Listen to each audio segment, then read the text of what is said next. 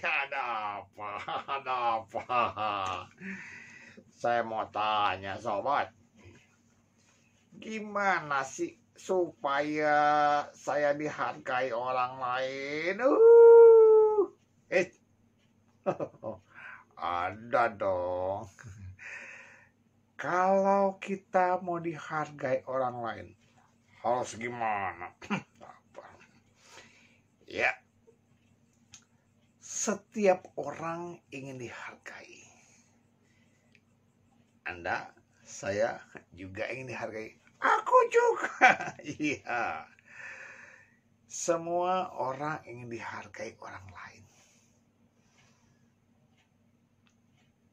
Apa masih kaya ya? Enggak juga. Ya betul, enggak juga ya. Kalau kita mau dihargai orang lain, tentu kamu duduk dulu ya. Jangan ganggu. Oke. Saya mau istirahat dulu. Agar kita disukai orang lain, Bapak, Ibu, Sobat Muda, pasti yang pertama, sikap yang kita perlu tunjukkan, kita juga menghargai orang lain. Betul. Betul ya. Kita harus menghargai orang lain juga. Karena apa? Bagaimana kita bisa dihargai kalau kita tidak menghargai orang lain? Ya, misalnya kita tidak mau dicubit, jangan nyubit ya. Nah, maka itu bagaimana supaya kita juga bisa dihargai oleh orang lain? Bapak, Ibu, Sobat Muda, kalau kita sedang komunikasi, sedang ngobrol,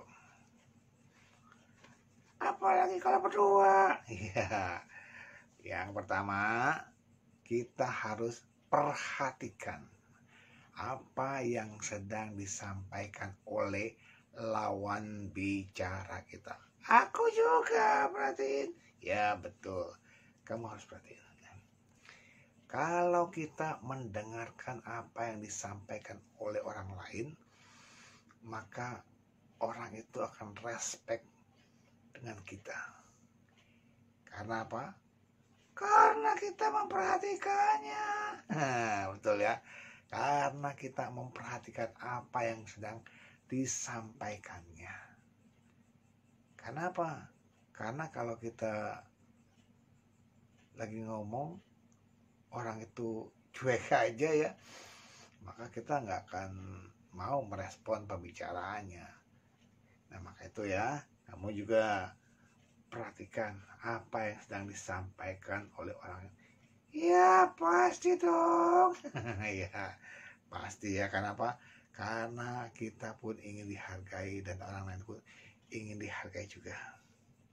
Kemudian kita pun mesti tepati kesepakatan bersama.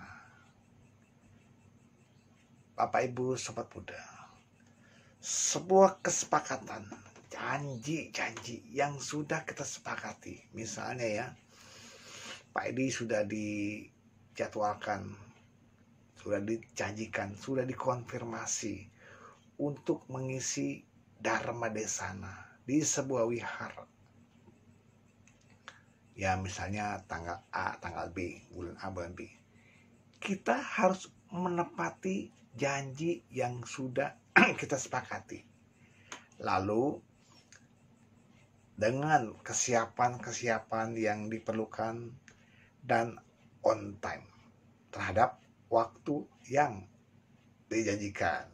Ini kita buat kesepakatan.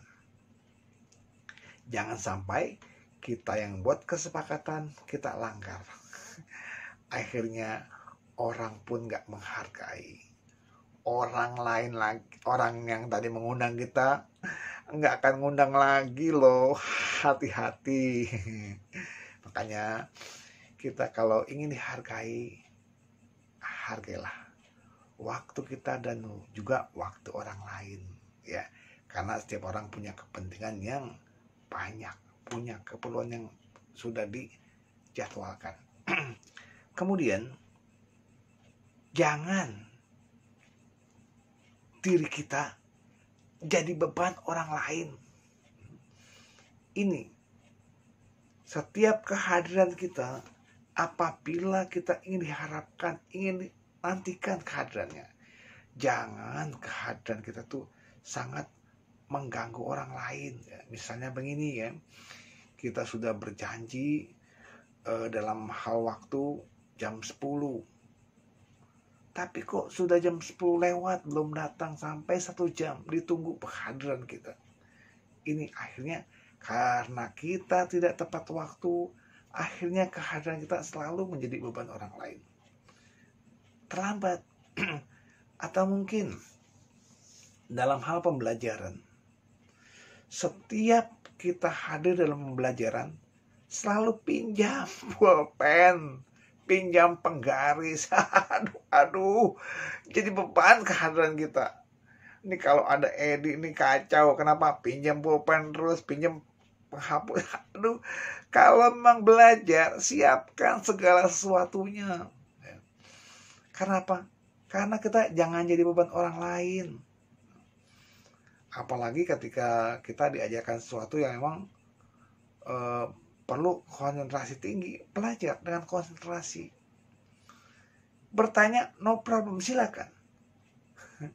Kalau memang materi yang disampaikan belum jelas, tanyakan. Tentu menghargai waktu, atau mungkin dengan etika. Setelah selesai disampaikan, lalu kita bertanya, Pak, maaf, tadi saya dalam hal ini kurang mengerti atau kurang paham tentang ini.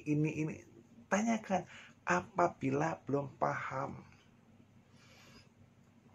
Ya, mungkin rewel, tapi kita memang cari ilmu, bukan menguji, bukan ngetes.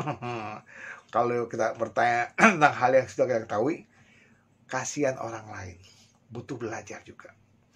Tetapi terhadap hal yang memang perlu dan penting, sehingga jadi kata kunci pertanyaan tadi, itu perlu. Ya. Misalnya kita bertanya tentang hal-hal yang kita belum pahami. Kok aplikasi ini begini ya? Kok bisa begitu ya? Tanyakan. Pak, kok dalam aplikasi ini bisa kita selipkan begini begitu? Ya, tanyakan. Kalau memang itu bermanfaat bagi kita dan orang lain, no problem. Artinya ada ilmu baru. Jangan takut untuk bertanya tentang hal-hal yang belum kita ketahui. Ini juga jadi catatan orang lain untuk menyukai kita, ya. Kemudian Bapak Ibu Sobat Muda, jangan malu untuk mengatakan maaf, minta tolong, atau terima kasih. Kata tolong kita ucapkan. Kenapa? Karena kita butuh bantuan orang lain. Dengan sopan, tolong ambilkan buku itu. Tolong dong, kasih saya air minum. Ada kata tolong, bantu. Kita berharap bantuan orang lain. Dengan sikap seperti ini, orang lain pun akan merasa peduli pada kita, menyukai kita. Kemudian, kata maaf.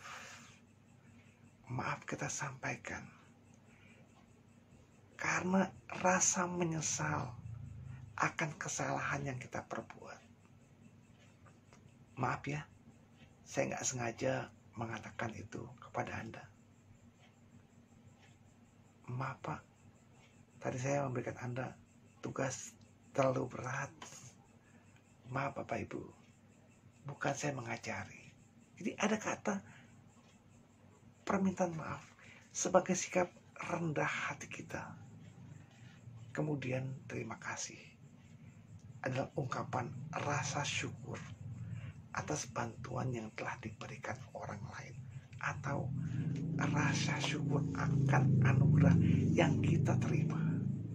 Saya berterima kasih atas kehadiran Bapak Ibu dalam acara ulang tahun saya 2 hari yang lalu. Saya sangat berterima kasih. Berkat pertolongan Bapak Ibu, saya bisa meringankan beban hidup saya. Itulah